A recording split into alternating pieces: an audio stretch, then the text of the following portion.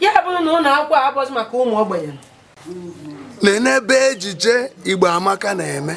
Igbo Amaka bụ onye Igbo nwafọ Ogidi na-eme ejije eji eje mba. Ejije Igbo Amaka na-eme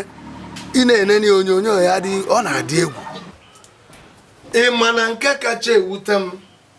bụ na ejere m fada na-abụchi na-efu n'ụtụtụ ka vam na-eru n'ụlọ ụka na-eche ma ọ bụ ozigo mmadụ ka a bịa kpọọ m mana ejere na fada na ya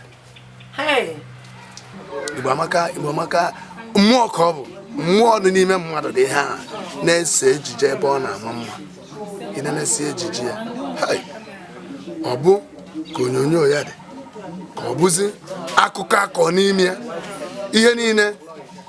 kpachi ihe niile tanchim ihe niile dachi n'ebe Igbo Amaka na-ekiri fim Igbo Amaka nenekwanụ TV ya na ebe Igbo ebe ahụ ebe a ka ihe afọ ọtụtụ ya ọ gbakwasa ọsọ ejije akpọ ndị mmadụ ma ụmụ anụmanụ ihe afọ ihe ụmụ anụmanụ na-eme n'ebe dị iche iche